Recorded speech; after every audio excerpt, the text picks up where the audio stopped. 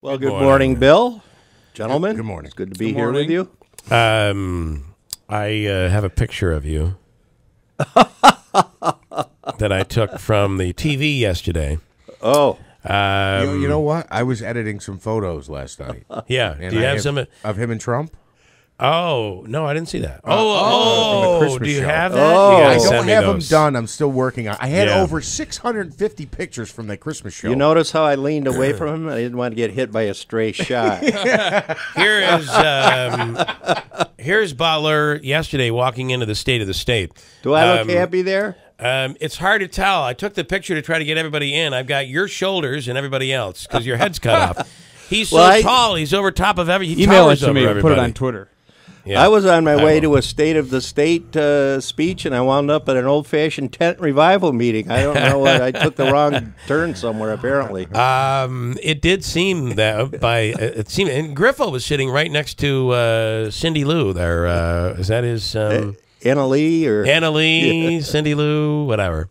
The governor's girlfriend. governor's girlfriend? Oh, The- Sandra the, Lee. the- Sandra Lee. Sandra Lee, the chef. Yes. Isn't she like a cook on the Or an Food actress Network or something? Some celebrity. But what is your take? There's a lot of talk, but how do you pay for this?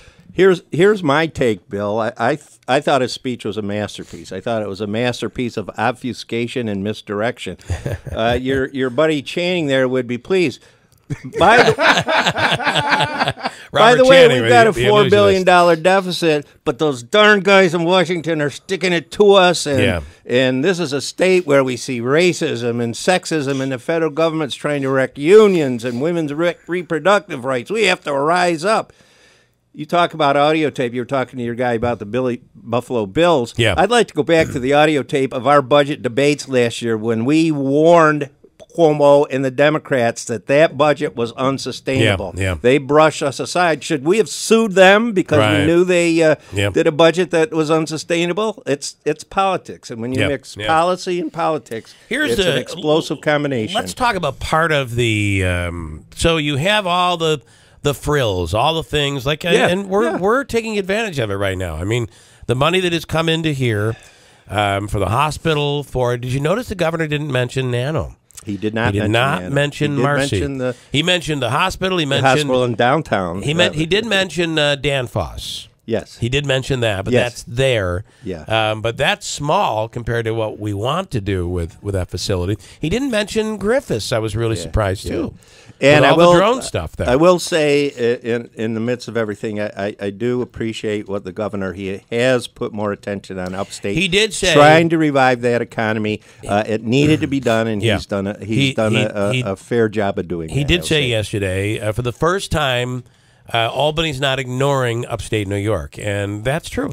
Well, to a degree, yes, but he has put more attention and focus on upstate. However, let's talk about the real. So forget the frills and the raises and the wasted money. Forget all of that. The problem is New York State we are regulated, and we complain about that. But at the same time, when you try to take certain things away, people are like, "Whoa, wait a minute." You can take from over here because that doesn't affect me, but this affects me. Right. That's the problem. We've become reliant upon a lot of the services and a lot of things that we receive. We have one of the best education systems in the country. It's hard to say we're gonna lower taxes when nobody wants to give anything up. Yes. Well, that was what was interesting about his speech, and as I talked to some of the reporters afterward, I said it was really two speeches at once. He laid out his progressive utopian view of life in New York and life in the world. That has been the progressive goal since the dawn of time. You know, everybody living together and in a loving environment. Cotton candy and clouds. Surrounded by you bubble can't wrap. legislate human behavior. Right. You can't spend your way out of it. People are who they are and what they are. And he just kept pounding. They. Who are they? Well, we know who they are. You talk about dog whistle issues. Anti-female, sexist, anti-minority, discriminatory, destroying the unions. I mean, we got to really get out there. Oh, and by the way, even though we got a $4 billion deficit, we're going to bring this economy back. We're going to do this. We're going to do this. We're going to sue the government. He was all over the map. He gets into these. It's really interesting. He gets into these, and I first heard it with the how many bullets does it take to kill a deer? But he gets into these moments where people begin to applaud, and he goes. It's almost like a roller coaster. I'm going to do this, and I'm going to do that, and we're going to say here. And it is. It's very much like Sunday morning. He was very careful to stack the audience with his people. Yes. So, of course, every word that he uttered got a huge round of applause. Right. But all right. So, as I said to Blankenbush, there are some things though that that are important. I mean, I think that infrastructure is a real problem. Absolutely. Clean water is it's a big issue for you. Absolutely. It's a real problem. Right. And you know, we have to be hopeful that all these investments are going to turn into. I mean, we can't walk away from upstate New York, so we threw all this money in upstate New York, and there are no jobs to show for it. It's got to happen. Right. They got to finally get it done. Yeah, that's actually. I was sitting with one of my colleagues, a gentleman from the Buffalo area, Ray Walter, and we had an economic development meeting to kind of a preview of the budget. And he really got into it with the director of the Empire State Development, and they went back and forth. I guess it got front page news out in Buffalo. Now, is Buffalo? I've been reading that Buffalo has really reaped the benefits of the Buffalo billions. Or there are he's still some that? issues, you know, like here, a lot of money invested in some progress, but I don't think anything near what they anticipated. Right. But again, at least the governor is aware and paying some attention to those problems, and I'll give him his props for that. However, you know, can we afford free college for all? I question that. You know? A lot of these programs, and as you said before, once you give a benefit to somebody, it's hard you to can't take it away. I go back, you know, we talk about Medicaid, and by the way, I listened to your interview with Ken Blankenbush, and he's absolutely right. Again, the misdirection. These counties and these local communities are getting pounded by these mandates that the state puts down on them. And then even the raise the age was. But I got to tell you, there are stories out there that would break your heart and are horrible and should never have occurred.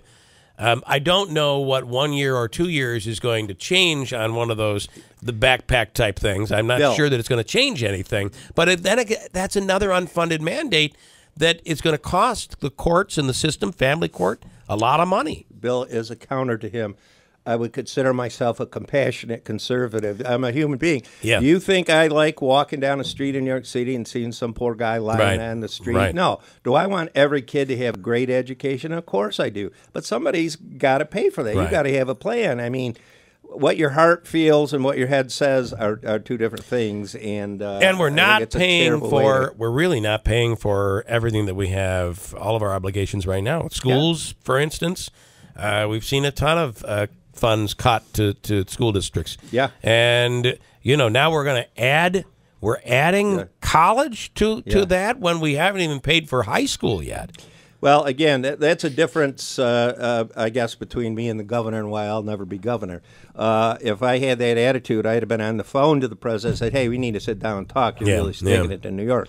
I'm not going to send the lawyer down there. By the way, here's a summons. We're gonna sue you. Look, when that lawsuit comes in, we had members of our own congressional delegation that voted for it. How do you... how's the lawyer going to take that into account? It's terrible for New York, and everybody's against it in New York, except your own congressperson here. Elected by the people. So that was the voice they had. And as I've said, I think it's going to be more popular. That tax deal is more popular here than it is downstate. Yeah. And we have to recognize that. By the way, Politico naming the top 10 people to look for in 2018. Was my name there? Anthony Brindisi was, not you. They're calling that a race and a half between Brindisi and Tenney. Yeah, it'll be interesting. Well, 2018, top to bottom, is going to be. It is going to be, it's going to be crazy. Yep. But this is it for you. This is it. One more year, and I'm a free man. And you're a free man. No more having to. But watching you walk in there, you're towering over everybody as you walk in. It's kind of funny. Yeah, I can easily think see I hit you. a growth spurt. I don't know. You must what have. happened. Yeah. Well, you took mine. All right. So, anything else on the well, budget? Well, there was a couple things. Number one, the governor talked about replacing or partially replacing the income tax system with a payroll tax, which was interesting, and it's going to be very interesting to see how that plays out. And another little tidbit he threw out that at least got my brain in motion. He said he was going to direct the Corrections Commission to come down hard on counties that are not, where their prisons do not meet code and there are problems. Right. And I'm wondering if that will have any impact on what's going on with the jail siting problem in Herkimer County. Oh, interesting. Yeah. Although it seems like that site is pretty much a done deal. Well, it looks like a done deal, but it's heated. We got to get from point A to point B, and I think we got a ways to go yet. But maybe I'm misreading it. I haven't asked my father if I can repeat something that was said, because my father's on this, is on the legislature over there. Well, go ahead. You think I should just go with it? I was very surprised at the way because my father on the legislature, once the owners of that site decided, okay, we'll move forward. We're going to sell, and we're not using eminent domain. My father voted for it, as did most of the rest of the legislature. Well, not most.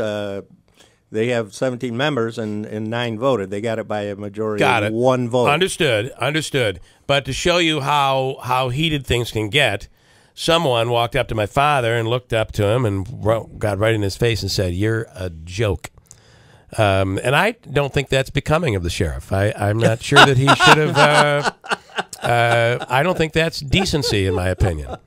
Well, and I'm not talking about Mayfield. It's the Herkimer County Sheriff we're talking about. And I still have a sense there's some internal conflict about that site and what's happening there. And so we'll wait to see how get this that. works But does it have to get personal? Do you have to get in somebody's face and call him a joke? No. I just think that's not cool. And we talked Sheriff Farber, I'd like you to come on the air and defend that, because I think that's not cool.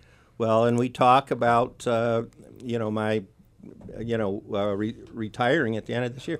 That's one of the reasons. Politics has gotten so personal and so polarized, and there's no compromise anymore, no middle ground. And I kept thinking that the whole time I was listening to the governor speak yesterday. It's going to be this way, and pitting people against. Remember, this is the gentleman that said there isn't room in New York for conservatives who like guns and. Well, I want to ask just quickly: did he bring up the gun issue with the because there's a big thing that he lays things out before the state of the state, and I think he took heat for this. So currently, a judge can rule based on a domestic violence. Or even an order of protection. A judge, based on the testimony, based on the evidence in the case, a judge can rule to have someone forfeit their guns. Yes. Now, what the governor wants to do is make it automatic. Just by charge. If you're charged, it becomes automatic. Your guns are taken away.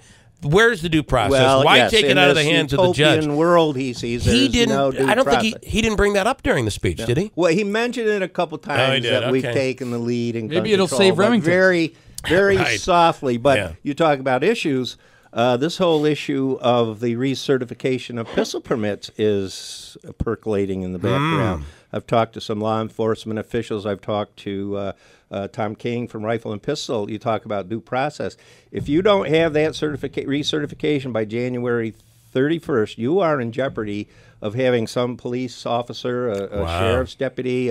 So even if you're certified now, you have to recertify? You have to recertify. It's free in the information, but that way the government can get a handle on what you've got in your but they can not only if they do that, they can not only take your pistols, they can take long guns. Wow. They can just walk up to your front door and take every weapon that you have. And our concern, and frankly, I've heard the concern expressed by some of our law enforcement officials. A young deputy sheriff go out to the such and such out in a little township and get his guns. You knock on the door opens, you get a face full of buckshot. Then we're in a whole different world.